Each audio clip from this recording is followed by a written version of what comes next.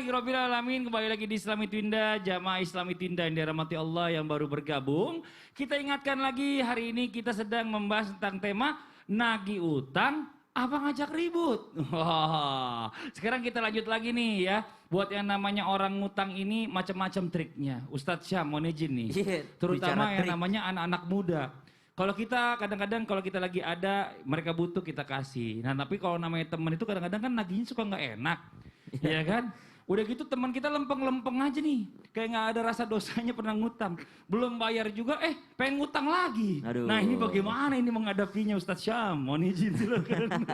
Tabi guruku Habib Nabil Ustadz Maulana Mas Fadli serta guru-guru kami yang dimuliakan Allah Subhanahu wa taala. Bismillahirrahmanirrahim. La yasukul khaira illallah. Bismillahirrahmanirrahim. La yasrifus su'a illallah. Bismillahirrahmanirrahim. Ma kana min ni'matin faminallah. Bismillahirrahmanirrahim. La haula wala quwwata illa billah. Maka jikalau ditanyakan bagaimana menghadapi atau menanggapi sikap teman, lebih berat mana ya teman yang susah bayar utang apa saudara gitu? Dua-duanya sih Dua-duanya susah. lebih nggak enak dua-duanya. Kalau saudara masih bisa diampuni lah, ke saudara masih. Udahlah ikhlasin aja gitu. Kalau teman agak susah gitu ya. Bagaimana adabnya? Maka adab yang perlu diperhatikan yang pertama ya dan yang paling utama adalah tagihlah hutang saat jatuh tempo. Karena banyak juga orang menagih hutang belum jatuh temponya. Maka bagi yang memberikan hutang, ketahuilah ada tempo yang telah disepakati. Maka pentingnya mengatur waktu ketika terjadi transaksi hutang piutang. Ada waktu temponya. Kapan lu bayar kapan bisanya nih. Oh nanti ya gue bayar ya kalau pas ini segala macam. Maka tentukan harinya, tentukan tanggalnya. Sehingga dua-duanya akan enak pada saat waktunya sudah habis. Karena ada waktunya. Kalau nggak pakai waktu bingung. Mau nagih nggak enak. Yang berhutang pun lupa. Kenapa? Karena tidak ada tanggalnya. Tidak ada waktunya. Maka berikan yang ini namanya tempo atau waktu berapa lama durasi ia boleh berhutang dan kapan harus mengembalikannya. Itu nomor satu. Dan jangan pernah menagih kalau belum jatuh temponya. Karena ada pernah datang kepada baginda Nabi SAW dengan menagih dengan cara yang kasar. Namun ternyata belum jatuh temponya pada saat itu. Sehingga Nabi SAW juga belum membayarkannya. Maka yang pertama ketahuilah temponya. Yang kedua, Nabi SAW mengingatkan bagi mereka yang menginginkan haknya, maka tagihlah dengan cara yang baik. Baik kepada orang yang ingin menunaikannya.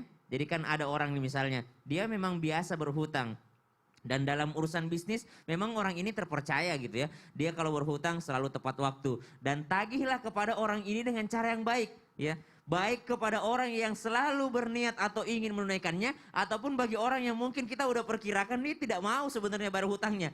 Tapi tetap dengan cara yang baik. Kata Nabi SAW, kedua orang ini tetap diperlakukan dengan cara yang baik. Itulah indahnya Islam. Islam itu indah, baik orang yang baik kepada kita, ataupun orang yang misalnya dia berniat zalim memang dari awal. Kita tahu, nih orang kayaknya nggak mau bayar hutang nih. Tapi kita tetap bersikap baik kepada mereka ketika menagih hutangnya. Kemudian yang perlu diperhatikan yang ketiga, kalau ada rasa tidak enak, ingat selalu ayat ini. Ba'da naqul a'udzubillahi minasyaitonirrajim. يا أيها الذين آمنوا اتقوا الله وقولوا قولا سديدا يصلح لكم أعمالكم ويغفر لكم ذنوبكم. Bertakwalah kepada Allah wa qulu qawlan sadida, dan ucapkanlah ucapan yang jujur gitu, yang lurus aja gitu. Maka Allah Subhanahu wa taala akan mengampuni dosa kita. Mungkin kita merasa enggak enak entar nyakitin hati orang. Allah tuh ampuni dosa kita ya. Enggak enak entar gimana pertemanan kita. Yuslih lakum amanakum. Allah yang perbaiki, Allah yang mengislahkan. Kalau kita berkata jujur. Kenapa? Karena sambil mengingatkan kepada saudara ataupun teman kita, mungkin saja, ini mungkin saja. Namanya manusia ya, tempatnya lupa dan salah. Mungkin saja dia lupa atau mungkin dia salah, maka perlu untuk mengingatkannya. Dan ingatkanlah dengan perkataan yang jujur. Bro, sebenarnya lu pernah ada utang sama gue, tapi kayaknya lu lupa deh. Ya gue cuma ngingetin doang sih. Dulu pernah ngambil duit segini-segini. Mungkin lupa, mungkin kecil. Tapi takutnya gue belum ikhlas gitu ya. Belum bisa sedekahkan hal tersebut. Ini akan menjadi di akhirat. Di akhirat kan urusan kita panjang nanti sampai di akhirat. Maka gue sampein ini bukan karena gue bukan temen lu. Tapi karena kita saling mengingatkan. Maka Allah katakan, yaufir lakum dzunubakum. Itu enggak dosa. Malah Allah ampuni dosa kita. Wa yuslih lakum a'malakum. Allah yang perbaiki. Allah yang mengislahkan. Masya Allah Allah. Ta'ala alam. Cuma kadang-kadang gitu Ustaz Syam, orang yang ngutang tuh suka amnesia. Masa? Emang gue ngutang ya? Gitu ya kan? Ya, Yang itu penting amnesia diingetin dadakan. kan. Amnesia dadakan biasa itu, ya kan Diingetin strategi. Ya, gitu. Masya Allah luar biasa. Nah sekarang kita lanjut lagi nih jamaah. Terima kasih banyak Ustaz Syam atas penjelasannya. Nah sekarang kita nih mungkin pernah atau ada yang menghadapi hal yang seperti ini. Contoh, mungkin orang tua atau saudara kita atau siapapun dia ini berhutang. Nah ternyata orang yang berhutang ini meninggal dunia. Terus kita datang ke ahli warisnya. Ini ternyata ini ya bokap lu ngutang nih, ya belum bayar. Terus gimana? Ada buktinya nggak? Nggak ada mungkin gitu ya. Ada mungkin ada buktinya atau mungkin nggak ada buktinya. Nggak bawa, enak aja. Orang kan dia yang ngutang, saya nggak tahu lagi jangan-jangan bohong, nggak mau bayar. Nah ini bagaimana nih Bib? Ini penjelasannya mohon izin Bib. Tafadhol Bib. Izin Ustaz Maulana, Ustaz Syam. Bismillahirrahmanirrahim. Alhamdulillah wassalatu wassalamu ala sayyidina Rasulillah wa ala alihi wa sahbihi wa mawala. Para pemirsa, Islam itu indah. Tadi dikatakan Islam itu indah, ya Masya Allah. Jadi salah satu keindahannya adalah dalam sesi yang sebelumnya tadi saya sampaikan, ya bahwa Allah memerintahkan, ya. Wahai orang yang beriman, ya ayyuhalladzina amanu idza tadayantum bidainin. Kalau kamu punya hutang ila ajalim musamma, dalam waktu yang panjang, maka faktubuh, wajib dicatat. Al-amru yadullu ala wajib, kata para ulama. Kalau kita lihat perintah di dalam Quran, maka hukumnya wajib, kecuali ada dalil lain yang menjatuhkan menjadi sunnah. Jadi nomor satu itu dicatat. Tadi Ustaz Maulana menyampaikan kalau perlu dengan materai, ya. Saya punya teman dulu, ya seorang alim yang kaya. Dia itu punya satu buku. Kalau misalnya kita berhutang sama dia, dia bilang mohon maaf, tolong dicatat di sini. Saya bukan nggak percaya sama Anda, tapi saya ingin melaksanakan dan dapat pahala dari ayat ini. Ya Masya Allah, udah meninggal. Allah yarham. Ya mudah-mudahan Allah mengampuni beliau, mengangkat derajat beliau. Nah hadirin wal hadirat, maka kalau tadi misalnya kita punya hutang, kita harus ada bukti supaya tadi ahli waris tidak kemudian ini Anda pura-pura, Anda ngaku-ngaku, ya. Nah kemudian yang kedua, kalau masih ditolak juga sama ahli waris, maka ada dua kemungkinan. Apa kita ikhlaskan atau nanti ditagih di hari kiamat, ya. Maka saya ingin juga memesankan kalau kita punya keluarga, hendaklah yang namanya hutang kita, piutang kita, wasiat kita itu dicatat, ya. Kenapa? Karena orang punya hutang punya hak sama harta itu, ya. Di dalam Quran surah An-Nisa dikatakan mim ba'di wasiyatin yusi biha audain. Jadi bagi waris itu mim ba'di wasiyah, harus ditunaikan dulu wasiat, ya. Kemudian juga audain, juga hutangnya. Nggak boleh dibagi waris kalau misalnya belum dibayarkan hutangnya. Nah, pertanyaan berikutnya adalah bagaimana Habib kalau misalnya ternyata setelah dihitung dari aset orang tadi, ternyata tidak mencukupi buat bayar hutang. Apa itu menjadi hutang lanjutan bagi ahli warisnya? Para ulama, ya ahli fikih menyatakan tidak. Ya. Yang namanya hutang itu bergantung pada aset orang yang meninggal itu. Ya, dari asetnya itu punya hak. Sebelum dibagi waris harus keluarin dulu. Tapi kalau nanti kurang dari situ, maka itu tanggung jawab orang yang punya hutang. Kalau ahli warisnya mau bayarin gimana? Oh itu bagus, dapat pahala sunnah. Ya, tapi kalau misalnya dia tidak mampu, ini utangnya menggunung misalnya begitu, ya orang yang suka ngutang-ngutang sampai banyak, nggak ketahuan numpuk, ahli waris juga nggak sanggup, asetnya nggak cukup ternyata, gitu kan? Nah maka dalam keadaan seperti itu maka tidak perlu dan nanti di akhirat akan ditagih hutang. Hadirin wal hadirat, baginda Nabi Muhammad Sallallahu alaihi wasallam itu bahkan sampai beliau tidak mau nyolatin orang sebelum dilunasi hutangnya. Kalau misalnya orang meninggal, ya, lalu kemudian Rasul nanya dulu sebelum nyolatin, ini orang punya hutang nggak? Punya ya Rasulullah. Sudah dibayar belum? Oh belum, maka Rasul nggak mau nyolatin. Kalau sudah dibayar beliau nyolatin.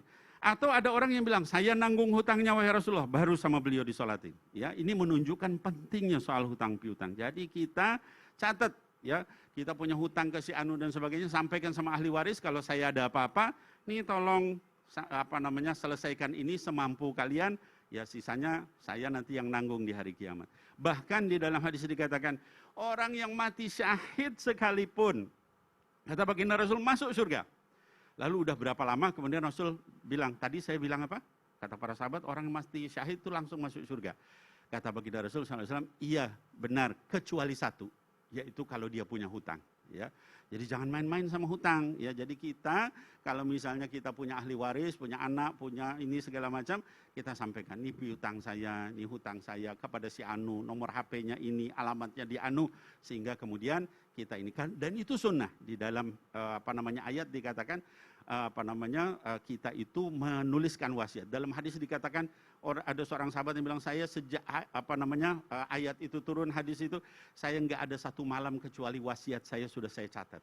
Ya, nah maka hadirin wal hadirat yang dimuliakan Allah, itulah kaitan dengan hutang piutang kalau orang meninggal. Jadi juga kita ya sebagai orang tua ya, yang namanya manusia ini kita nggak pernah tahu umur kita ya Bib ya. Betul sekali Pada Mas saat Fadli. kita berhutang, paling nggak dari keluarga kita ini harus ada yang mengetahui perwakilan. Harus Pada saat dicatat. kita nggak ada, nah ada yang mengingatkan bahwa kita punya utang sama si A, si B, seandainya gitu. Betul. Nauzubillah min dzalik, kalau bisa sih nggak usah punya utang. Amin amin ya rabbal alamin. Amin. Terima kasih banyak Habib atas penjelasannya. Sami-sami. Jazakallah khairan kasiran. Wa Nah iyyakum. sekarang waktunya kita membacakan pertanyaan yang masuk yang ada di sosial media Islam itu Indah ya, di segmen Tanya Dong Ustadz. Kami semua tanya dong Ustaz. Ya, ini ada pertanyaan bagus banget. Ini berkaitan dengan tausiah tadi dari guru kita Ustadz Syam dan juga Habib Nabil ya. Ini ada pertanyaan dari @rizwan satria 124. Assalamualaikum, izin Ustadz bertanya. Saya adalah seorang penjual spare part motor kecil-kecilan. Terkadang kalau ada yang butuh barang atau customer, saya order dulu ke owner. Karena saya tidak punya banyak stok barang karena minimnya modal. Ada beberapa kawan atau teman nongkrong ngopi bareng, dia sambil ngambil barang dulu, bon barang dulu, ya, dengan janjinya dia bayar secepatnya atau bulan depan dibayar. Sedangkan modal untuk saya belanja lagi sudah tidak ada karena dikasbon dengan kawan-kawan saya. Tidak saya kasih barangnya, kadang saya merasa tidak enak karena kawan ngopi nongkrong, dikasih barang susah buat bayarnya. Pertanyaan saya Ustadz, apabila saya mengikhlaskan utang-utang mereka, apa nanti di akhirat kelak saya akan mengejar-ngejar mereka? Karena setiap bulan atau 2 minggu sekali, saya tagih. Sindiran lewat story WA, gak pernah peka. Mohon masukannya Ustadz. Apa perlu dikejar-kejar di akhirat? Bagaimana Ustaz mau dijawab? Kan sudah diilasin. Kan nggak dia nggak ikhlas lah. Ikhlasnya itu coba ini doang. Terpaksa maksudnya. Terpaksa. Ah, iya. Karena dia juga butuh buat modal. Dalam banget bahasannya. Iya sekalian. Ada titipan. banyak orang berutang, ya? Enggak, titipan aja. Silakan Ustaz Maulana izin. Izin Nabi. Siap, Ustaz. Izin Ustaz. Bismillahirrahmanirrahim. Satu hal buat kita. Berbicara tentang utang piutang. Ingat. Tidak akan bisa selesai utang itu kecuali dibayar. Maka utang itu tergantung dari pembayarannya. Dan sampai hari kemudian. Sampai di kemudian hari. Bahkan sampai akan menuju ke surga. Nah, ternyata inilah kalau tadi yang tanya ini bagus ini, kelihatannya sudah ikhlas. Tapi kelihatannya Mas Fadli terlalu peka. Ikhlasnya karena terpaksa. Karena udah capek-capek. Nagih-nagih tidak dibayar-bayar. Nah, tapi dalam hal ini kan sudah diikhlaskan. Ketika mengikhlaskan utang, bagaimana nanti di akhirat? Maka yang pertama sebenarnya harusnya ketika kita bertemu, ada satu hal yang bisa kita sampaikan adalah memberikan kelonggaran waktu. Kenapa? Untuk memuliakan dia. Memberi kesempatan dia untuk menyelesaikan utangnya. Bukankah kalau ada orang yang ada niat untuk bayar utang, Allah bantu dia. Allah mudahkan rezekinya. Ada 3 manusia yang Allah bantu dalam rezekinya. Siapa itu?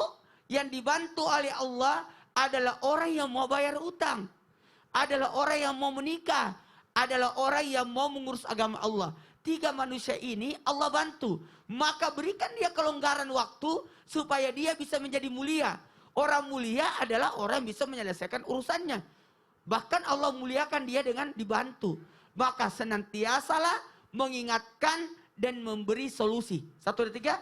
Mengingatkan dan memberi solusi. Memberi, Apa? memberu. Di segmen awal tadi 3 kali kesalahan. Iya. Aku catat-catat dalam hati 3 kali kesalahan dia. Belibet juga. Nular ya. Nular kayaknya. Kasih kelonggaran waktu. Senantiasa memberikan solusi. Ingatkan dia. Jadi sebenarnya ada solusinya. Gimana kalau kita selesaikan. Atau kamu cicil aja. Bayarnya 4 kali. Karena kamu tidak bisa langsung 1 kali bayar. Jadi itu bentuk solusi. Jadi kasih kelonggaran waktu. Kalau perlu kasih yang namanya tahapan-tahapan. Kemudian yang berikutnya. Kalau sudah diikhlaskan. Berarti sudah aman di dunia. Aman di akhirat. Dan sang pemberi utang itu menjadi orang yang mulia. Mendapatkan berkali-kali lipat pahala sedekah. Sekali lagi, berkali-kali lipat pahala sedekah. Sebagaimana yang Rasulullah SAW saksikan sendiri ketika berada di perjalanan Isra Mi'raj. Mendapat lihat ada pahala sedekah, kemudian ada apa ini? Berkali-kali lipat pahalanya sampai 17-18 kali lipat. Oh ternyata orang yang memberi hutang. Ngomongin masalah utang, tadi saya baru ingat. Tadi Ustadz baru bayar tukang bubur 1 piring. Bukannya Ustadz kemarin nambah, makannya 2 kali. Oh iya juga ya. Hah? Aduh. Iya bener. Ustadz tadi makannya 2 kali. Kayak enggak deh, Bib. Masa saya makan 2 kali? Gimana sih? Tuh lulus. Enggak. Tuh, kan? Itu Diingat-ingat, ini Ustaz. nggak bisa begitu. Tuh Habib bilang diingetin kalau makan makanya. Saya tanya Giga ya, karena Giga kan Ustadz kemarin Maulana. temani aku. Hello, nanti deh kita bahas, jangan sekarang deh. Ya nanti bayar dulu, abis ini saya bayarin kalau nggak ada uang. Ya yang di rumah jangan kemana-mana nih. Tunggu Ada dulu. kuis dulu sebelumnya. Nih, Pertanyaannya apa? ada Ada sedekah subuh. ada sedekah Iya, ada sedekah subuh subuh. buat jamaah yang Buat ada di rumah. jamaah. Ya, pertanyaannya. Pertanyaannya Habib, Ada pertanyaan, Bib? ada pertanyaan yang Coba mudah dari dijawab Habib jamaah. pertanyaannya. Apa? Iya, pertanyaan Yang Bib. bisa menjawabnya di segmen berikutnya akan Dapat dapat 200 ribu. Jangan yang susah-susah, Bib. Yang gampang-gampang aja. Apa? Yang gampang. Jadi Ya. yang gampang insya Allah. Kalau bayar hutang itu sunnah apa wajib? Oke. Jadi kalau bayar hutang, sunnah apa wajib? Jadi Kita tunggu jawabannya jawabannya. sunnah atau wajib aja? Kita tunggu jawabannya setelah yang satu ini. Yang di rumah jangan kemana-mana, tetap di Islam itu indah. Jamaah. Oh jamaah. Alhamdulillah. Kayaknya Pak, 1 mangkok, masa aku makan 2?